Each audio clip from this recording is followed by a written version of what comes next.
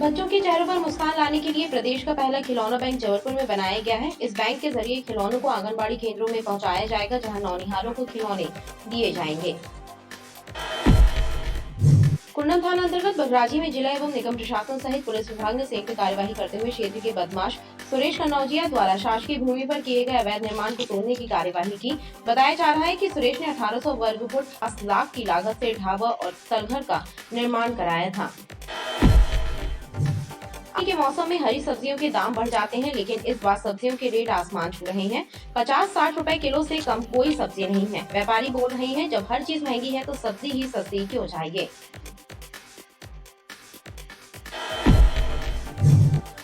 Deendayal ward की बस्ती में पानी के लिए त्राही त्राही मची है। क्षेत्रीय जनता आक्रोशित है, क्योंकि उन्हें तपती दोपहरी में दूर दराज के इलाकों से पानी लेकर आना पड़ रहा है। स्थानीय रहवासियों का कहना है कि पानी की टंकी का निर्माण करा दिया है, लेकिन पानी की सप्लाई नहीं है। प्रदेश के 50 लाख पेंशनर सरकार की पेंशन नीति से नाराज हैं। मध्य प्रदेश पेंशनर्स एसोसिएशन ने घोषणा की है कि यदि 17% महंगाई राहत और पुरानी पेंशन योजना लागू नहीं की गई तो चुनाव में नोटा का प्रयोग कर आक्रोश जताएंगे। महिला जेल बंदियों को समाज की मुख्य धारा से जोड़े रखने के लिए सांस्कृतिक कार्यक्रम का आयोजन सेंट्रल जेल में किया गया, जिसमें महिला बंदियों एवं उनके बच्चों ने भी उत्साहपूर्वक हिस्सा लिया। पावर लिफ्टिंग को बढ़ावा देने के लिए 2 दिवसीय पावर लिफ्टिंग स्पर्धा का आयोजन किया गया, जिसमें लगभग 180 प्रतिभागियों ने हिस्सा लिया। आजादी के अमृत महोत्सव के तहत क्रीड़ा भारती के द्वारा देश भर में लगभग 220 स्थानों से वाहन रैली निकाली गई। इसी श्रृंखला में संस्कारधानी में भी ITI से विशाल वाहन रैली निकली, जिसमें खिलाड़ियों के साथ ही बड़ी संख्या में युवा वर्ग शामिल रहा और रैली के माध्यम से न केवल राष्ट्रभक्ति का संदेश दिया, बल्कि खेल के प्रति भी जागरूक किया। नव आदर्श कॉलोनी गढ़ा में रहने वाले एक दंपति ने क्षेत्र की एक महिला और उसके पति पर गंभीर आरोप लगाए हैं। पैसों की लेन देन और बलात्कार के झूठे मामले में फंसाने का आरोप लगाते हुए दंपति ने निष्पक्ष जांच की मांग की है। भूकंप की 25वीं बरसी कोसमघाट में उन शमवीरों के सम्मान के साथ मना, जिन्होंने प्राकृतिक आपदा में पीड़ित मानवता की डटकर मदद की थी। केंद्रीय मंत्री प्रहलाद पटेल ने उन तमाम साहसियों को सम्मानित किया, जिन्होंने भूकंप की मार झेल रहे लोगों के जख्मों पर मरहम लगाया था। मौसम में हुए एकाएक बदलाव के बाद हुई बारिश ने लोगों को थोड़ा सुकून प्रदान किया। हालांकि बारिश का क्रम एक साथ ज्यादा देर तक नहीं चला, लेकिन शहरवासियों को उम्मीद है कि बारिश होगी तो भीषण गर्मी से राहत मिल सकेगी।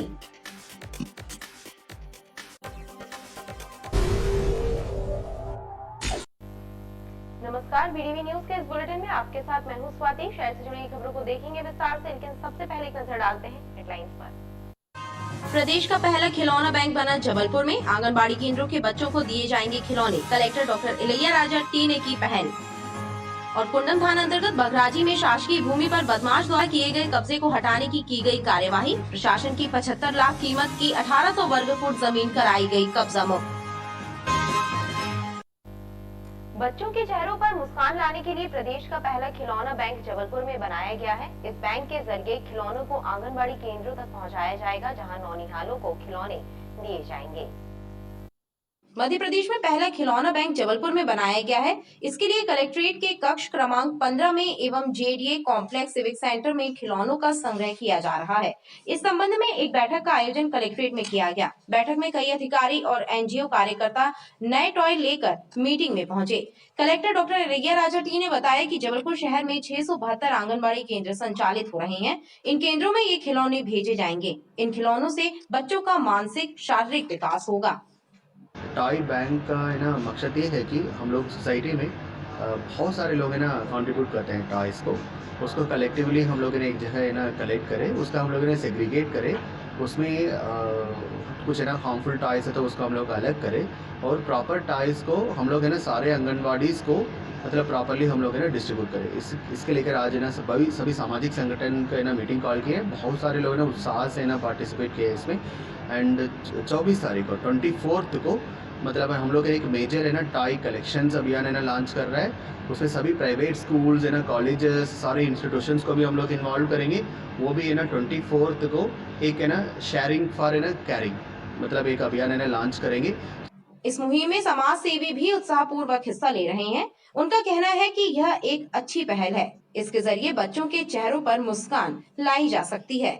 बहुत ही अच्छा लगा क्योंकि हर किसी के घर में बच्चों के छोटे टॉयज़ भी पड़े हुए हैं, कुछ ऐसे डिस्पोजेबल क्लोथ्स भी हमारे पड़े होते हैं, तो उनको किस तरह से बेहतर तरीके से यूज़ करना है, किस तरह से वो टॉयज़ जो हमारे पास है, खिलौने जो हैं, जो बच्चों की मानसिक अवस्था को बढ़ा सकते हैं, उनको एजुकेट कर सकते हैं, ऐसे हर किसी घर के पास है। मैं तो यही प्रार्थना सबसे करती हूँ कि सबके घर में ऐसे खिलौने हैं जो हम यहाँ वहाँ फेंक देते हैं, अगर वो अच्छी कंडीशन में है और अगर वो आपको लगता है अब आपके बच्चे बड़े हो गए हैं, तो वो आप सारे के सारे खिलौने यहाँ पे कलेक्ट्रेट में आके रूम नंबर 15 जो निर्धारित किया गया है, वहाँ पे आके आप सारे डोनेट कीजिए और साथ में ये ध्यान ज़रूर रखिए कि उस खिलौने से बच्चे को क्या एजुकेशन मिल सकती है। खास बात ये रही कि अभियान के पहले दिन ही 300 से ज्यादा टॉय जमा हो गए। समाज सेवियों ने कहा कि यह सिलसिला लगातार आगे जारी रहेगा। कुंडम थाना अंतर्गत बघराजी में जिला एवं निगम प्रशासन सहित पुलिस विभाग ने संयुक्त कार्यवाही करते हुए क्षेत्र के बदमाश सुरेश कन्नौजिया द्वारा शासकीय भूमि पर किए गए अवैध निर्माण को तोड़ने की कार्यवाही की। बताया जा रहा है कि सुरेश ने 1800 वर्ग फुट शासकीय भूमि पर 50 लाख की लागत से ढाबा और तलघर का निर्माण कराया था। भूमाफियाओं और अपराधियों के लिए चलाए जा रहे अभियान के तहत कुंडम थाना क्षेत्र के बघराजी के बदमाश सुरेश कनौजिया के द्वारा शासकीय भूमि पर किए गए कब्जे को ध्वस्त करने की कार्यवाही जिला एवं पुलिस प्रशासन और नगर निगम द्वारा की गई। अधिकारियों के अनुसार सुरेश कनौजिया आपराधिक प्रवृत्ति का व्यक्ति है, जिसके विरुद्ध हत्या का प्रयास, जुआ सट्टा एक्ट के तहत प्रकरण पंजीबद्ध है।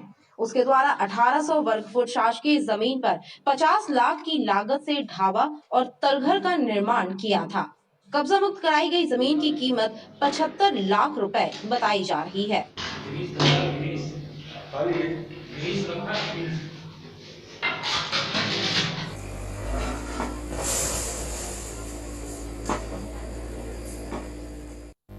आमतौर पर गर्मी के मौसम में हरी सब्जियों के दाम बढ़ जाते हैं, लेकिन इस बार सब्जियों के रेट आसमान छू रहे हैं। 50-60 रुपए किलो से कम कोई सब्जी नहीं है। व्यापारी बोल रहे हैं, जब हर चीज महंगी है तो सब्जी ही सस्ती क्यों चाहिए। किसान के खेत से सब्जी मंडी तक आते आते सब्जियां इतनी महंगी हो जाती हैं कि ग्राहक परेशान हो जाता है। इस वर्ष गर्मी के मौसम में सब्जियों के दाम आसमान छू रहे हैं। लौकी, भिंडी, करेला, परवल, टमाटर, ककड़ी सब महंगे दामों पर बिक रहे हैं और ग्राहक इन महंगी सब्जियों को खरीदने मजबूर हैं। सभी सब प्रकार की सब्जी 50-60 रुपए 70 रुपए किलो से कोई भी सब्जी सस्ती नहीं है। किसी प्रकार से सब्जी ले जाके अपना किसी प्रकार से गुजारा कर रहे हैं, बाकी सब्जी बहुत महंगी है। भाई बाजार में रेट ही महंगा है, क्या करोगे, वो तो लेना ही पड़ेगा ना। सब्जी क्या रेट बता रहे हैं आपको? 40 रुपए किलो, 50-60 सब सब्जियों का सब हिसाब से रेट है अलग अलग। कैसे गुजारा कर पा रहे हैं आप? बस कर रहे हैं किसी तरह से, क्योंकि वो भी तो जरूरी है। सब्जी व्यापारियों का कहना है कि लोकल सब्जी नहीं आ रही है, इसलिए बाहर से आने वाली सब्जियों के दाम ज्यादा है। गर्मी में सब्जी खराब भी जल्दी होती है और पेट्रोल डीजल के दामों ने भी महंगाई में बढ़ोतरी करा दी है। कुछ व्यापारी तो यह भी कहते हैं कि जब सब चीजें महंगी हैं तो सब्जी ही सस्ती क्यों चाहिए। सब्जियों का अभी आवक कम होने के कारण से इस कारण से महंगी हो गई है। जैसे भिंडी है, परवल है, ये बाहर से आ रहा अभी इसलिए महंगी है। अपने जबलपुर में अभी इसकी आवक हुई नहीं, अभी अगले महीने चालू हो जाएगा, कुछ राहत मिल जाएगी रेट में। ग्राहक नाराज होते हैं कि आप लोग ब्लैक मार्केटिंग कर रहे हैं, ये कर रहे हैं और हर जगह महंगाई है तो सब्जी क्यों सस्ती हो। सब्जी की मार्केट मतलब आ नहीं रही है अभी और इसलिए महंगी है। बाहर से सब्जियां आ रही हैं, अपने यहाँ अभी कम हो रही हैं, खराब हो रही है धूप में सब्जियाँ, इसलिए नहीं आ रही हैं। महंगा होने का कारण समझ में आता है आपको? लोग क्या बोलते हैं? लोग परेशान हैं। 1 किलो की जगह आधा किलो खरीदते हैं, गुस्सा होके लेते हैं। 25 से 30 रुपए किलो टमाटर है, गोभी है 30 रुपए, 40 रुपए, 50 रुपए की गोभी है। बहरहाल महंगाई की मार सबसे ज्यादा गरीब और मध्यम श्रेणी परिवारों पर पड़ रही है, लेकिन सरकार का ध्यान इस तरफ नहीं है। सब्जियों के रेट मध्यम श्रेणी और गरीब परिवारों का बजट बिगाड़ रहे हैं। दीनदयाल वार्ड की बस्ती में पानी के लिए त्राही त्राही मची है। क्षेत्रीय जनता आक्रोशित है क्योंकि उन्हें तपती दोपहरी में दूर दराज के इलाकों से पानी लेकर आना पड़ रहा है। स्थानीय रहवासियों का कहना है कि पानी की टंकी का निर्माण करा दिया है, लेकिन पानी की सप्लाई नहीं है। दीनदयाल उपाध्याय वार्ड में स्थित बस्ती के रहवासी पानी की किल्लत झेल रहे हैं। जल संकट की समस्या दूर नहीं होने से उनका गुस्सा 7वें आसमान पर है। आक्रोशित जनता का कहना है कि उन्हें बोरिंग का पानी पीने के लिए मजबूर होना पड़ रहा है। उन्होंने बताया कि क्षेत्र में पानी की टंकी बन चुकी है, लेकिन नर्मदा नदी से पाइपलाइन नहीं जोड़ी गई है, लिहाजा उन्हें तपती धूप में दूर दराज के क्षेत्रों से पानी लाना पड़ता है।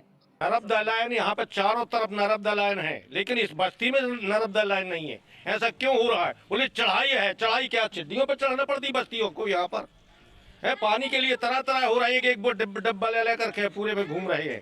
एक पानी के लिए तरस रहे हैं। ये दीनदयाल वार्ड है और यहाँ नर्मदा माँ विराजमान है। उसके बाद भी यहाँ पानी की त्राही त्राही मची है। बच्चे लेके हम लोग यहाँ पर पानी के लिए आते हैं। इतनी पास में टंकी है, मगर उसके बाद भी यहाँ सप्लाई नहीं है।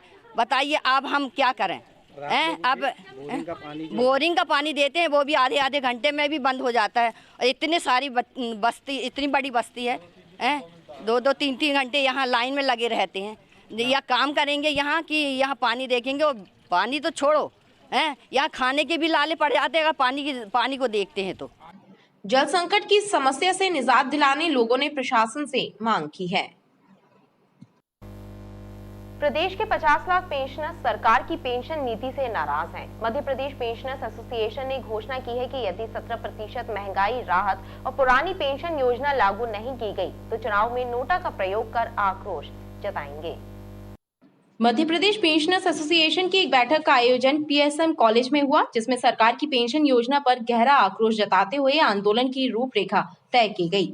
एसोसिएशन के पदाधिकारियों ने कहा कि 17% महंगाई राहत और छत्तीसगढ़ सरकार की तरह पुरानी पेंशन योजना यदि लागू नहीं की गई तो जून के दूसरे सप्ताह में प्रांत व्यापी आंदोलन किया जाएगा। साथ ही नगरीय निकाय एवं पंचायत चुनावों में पेंशनर्स नोटा का प्रयोग कर अपना आक्रोश जताएंगे। इस मीटिंग में 3-4 जिलों को छोड़ करके 35 जिलों के पदाधिकारी उपस्थित हुए और सरकार की पेंशन विरोधी नीति के कारण लोगों में बहुत ज़्यादा आक्रोश है। उनके भाषण अभी मैं सुन रहा हूँ, उनमें इतना आक्रोश है कि वो चाहते हैं कि ये इनके प्रकार मुख्यमंत्री से या तो भेंट की जाए, अन्यथा सख्त आंदोलन भोपाल में किया जाए। जिन मांगों के लिए वो ज़्यादातर जोर दे रहे हैं उनमें 14% महंगाई राहत, और मुझे दुख है ये कहते हुए कि मुख्यमंत्री शिवराज सिंह चौहान ने कोरोना काल में भी हमको राहत नहीं दी, जबकि सभी लोगों को उनका ध्यान केवल कृषकों और ओबीसी वर्ग पे, बाकी पेंशनरों को, वृद्ध पेंशनरों को बिल्कुल भूल गए। तो 14% की महंगाई राहत प्लस 3%, टोटल 17% महंगाई राहत की घोषणा अविलंब करे, अन्यथा ये जो मतदान पंचायत, नगर निगम और ये जो आ रहे हैं इसमें हम सख्त विरोध करेंगे और हमारे साथियों को निर्देशित करेंगे कि यदि सरकार हमारी बातों को नहीं सुनती है तो हम नोटा पे मोहर लगाएंगे। शीघ्र अभी पंचायत चुनाव के पहले हमारी घोषणा 31 मई के पहले 31% आदेश के न हुए तो मैं इस बात का संकल्प आपके सामने दोहराता हूं कि जून के द्वितीय सप्ताह में मध्य प्रदेश के शिवराज सिंह जी के खिलाफ हमारे जबलपुर के पेंशनर्स पुनः मां नर्मदा पर अपना जल सत्याग्रह करके आक्रोश व्यक्त कर। सेवानिवृत्त सरकारी कर्मचारियों का कहना है कि सरकार उनकी उपेक्षा कर रही है। बुजुर्गों को स्वास्थ्य सुविधाओं के लिए तरसना पड़ता है, लेकिन अब पेंशनर्स अपने अधिकार के लिए डटकर मुकाबला करेंगे।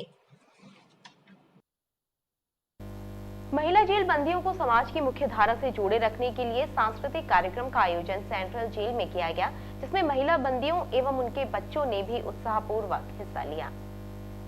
कुछ महिला संगठनों के द्वारा नेताजी सुभाष चंद्र बोस सेंट्रल जेल में सांस्कृतिक कार्यक्रम का आयोजन किया गया, जिसका मकसद महिला जेल बंदियों को समाज की मुख्य धारा से जोड़े रखना रहा। इस कार्यक्रम में महिला बंदियों एवं उनके बच्चों ने उत्साहपूर्वक हिस्सा लिया।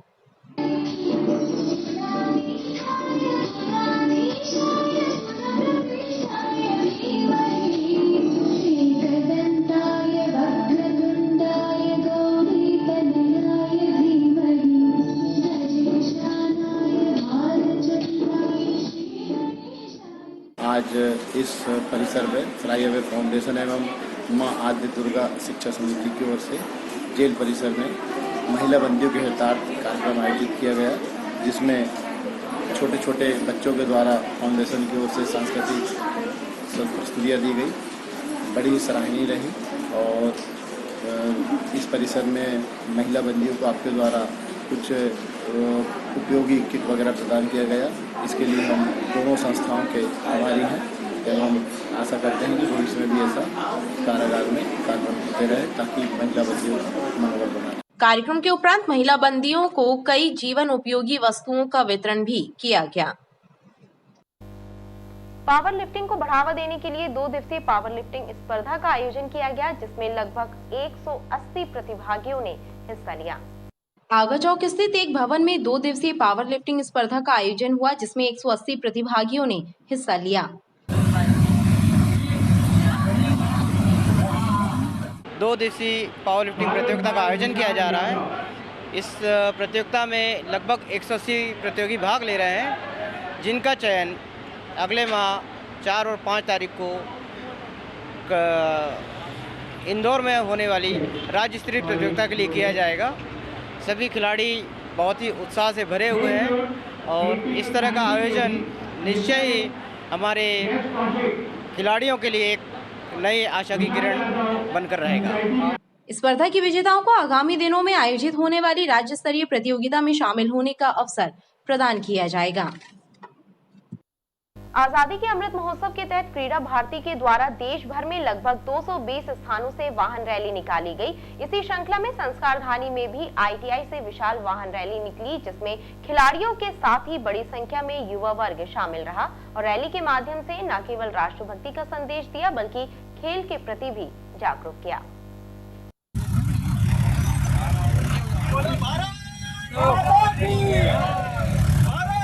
आजादी के अमृत महोत्सव के तहत माड़ोताल ITI से क्रीड़ा भारती के तत्वावधान में वाहन रैली निकाली गई, जिसे समाज सेवी डॉक्टर जितेंद्र जामदार और महिला हॉकी टीम की पूर्व कप्तान अर्जुन अवार्डी मधु यादव ने हरी झंडी दिखाकर रवाना किया। आयोजकों ने बताया कि रैली का मकसद युवाओं को खेलों के प्रति जागरूक करना है और उनमें राष्ट्रभक्ति की भावना जागृत करना है। स्वतंत्रता के अमृत महोत्सव को मनाने के लिए अन्य संगठन अन्य कार्य कर रहे हैं। उसी श्रृंखला में क्रीड़ा भारती के द्वारा पूरे भारत की परिक्रमा के निमित्त अनेक स्थानों से लगभग 250 से अधिक स्थानों से इस प्रकार की रैली का आयोजन किया है। भाव ये है कि हमारा युवा पूरे देश के अंदर जागृत हो, राष्ट्र के प्रति समर्पित हो, देश के प्रति अपने कर्तव्यों को समझे और उत्साह के साथ इसमें भाग ले। जब संपूर्ण भारत में एक साथ एक ही समय में श्रृंखला पद्धति के द्वारा आयोजित की जा रही है और 2 पहिया वाहन जो है सड़क परिवहन से आयोजित है। यहाँ से हमें तिलवारा से बरगी से धूमा तक हमें यहाँ जबलपुर ज़िले के वो करना, धूमा के पश्चात सिवनी ज़िले की सीमा प्रारंभ हो जाती है और सिवनी ज़िला जो है वो वहाँ से वो अपना आगे बढ़ेंगे। बताया जा रहा है कि देश में 220 स्थानों पर एक साथ रैलियां निकाली गई हैं। नव आदर्श कॉलोनी गढ़ा में रहने वाली एक दंपत्ति ने क्षेत्र की एक महिला और उसके पति पर गंभीर आरोप लगाए हैं। पैसों के लेन देन और बलात्कार के झूठे मामले में फंसाने का आरोप लगाते हुए दंपत्ति ने निष्पक्ष जांच कराने की मांग की है। दरअसल पूरे मामले की जानकारी देते हुए पूजा तिवारी ने बताया कि उनके पति ने अपने परिचित मोतीलाल खत्री और पिंकी खत्री को व्यवसाय के लिए उधार रुपए दिए थे और वापस मांगने पर अब वो उनके पति को झूठे मामले में फंसाने की धमकी देने का आरोप लगा रही है। पूजा का कहना है कि पिंकी ने उसके पति को प्रेम जाल में फंसाकर ब्लैकमेल किया है। पिछले कुछ विगत 4-5 सालों से मेरे पति ने पारिवारिक रूप से सहयोग करके एक परिवार को सहयोग दिया, खत्री परिवार को, जिसका गलत फ़ायदा उनके परिवार के लोगों ने उठाया और लगभग एक बड़ी रकम का यूज़ मेरे हस्बैंड से किया है, जिसके बिलों का उल्लेख यहाँ पर डिटेल्स में है। रकम बड़ी होने के कारण आज हम लोगों की स्थिति ये है कि हम लोग फाइनेंशियल क्राइसिस से गुजर रहे हैं। साथ में अगर ये रकम मांगने जाते हैं, जैसे मेरे हस्बैंड गए तो उन्होंने उनके ऊपर FIR लगा दी। मैंने मांगा तो मेरे को भी बार बार बोला कि आप पैसा मांगने के लिए हमको धमका रही हैं, ब्लैकमेल कर रही हैं, दुनिया भर की चीज़ें। तो मैंने उनसे पूछा कि भाई अगर आप पैसा लेते हैं तो आपको लौटाना पड़ेगा। अपने पारिवारिक परिचय के आधार पे पैसे लिया और आज लौटाने की नीयत ना रखते हुए आप दुनिया भर के एलिगेशंस लगा रहे हैं। पारिवारिक संबंध से मेरी सास के द्वारा बनाए गए हुए थे और उनके कहने पर ही घर में आती थी तो मेरे हस्बैंड ने हेल्प करी, पर मुझे नहीं पता था कि हेल्प की कीमत इतनी बड़ी हम लोग को चुकानी पड़ेगी कि आज दोनों पति पत्नी विभिन्न प्रकार के आरोप लगा रहे हैं और बोल रहे हैं कि हम अगर आप लोग क्या कहना चाहिए आपके हस्बैंड के ऊपर अलग अलग प्रकार के एलिगेशंस लगा देंगे। दो हस्बैंड वाइफ हैं, मोतीलाल खत्री और सोनिया पिंकी खत्री, ये उनका नाम है। इन्होंने इनके साथ धोखाधड़ी करी है, कुछ 11 लाख समथिंग का ट्रांजैक्शन है और जब आप पैसे वापस मांग रहे हैं तो वो इनको ब्लैकमेल कर रहे हैं कि हम तुम्हारे ऊपर रेप केस लगा देंगे। अब आपका अगला स्टेप क्या है? सर आप लोगों की हेल्प के बाद नेक्स्ट स्टेप हमारा यही रहेगा कि हम एसपी साहब से मिलेंगे और गुहार लगाएंगे इसी चीज़ की कि ये केस समझें, क्योंकि इसमें सीधा धोखाधड़ी हुई है, 420 का केस बनता है।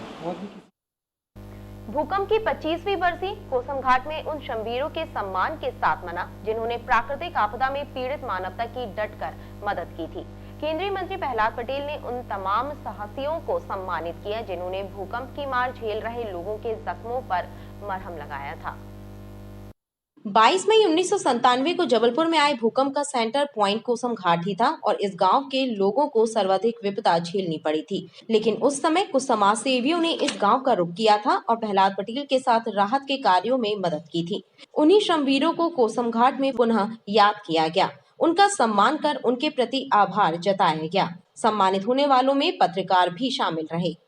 मेरे उन सहयोगियों को मैंने जरूर बुलाया है जिनको कोसम घाट पता नहीं था, कोसम घाट के लोगों के बारे में मालूम नहीं था।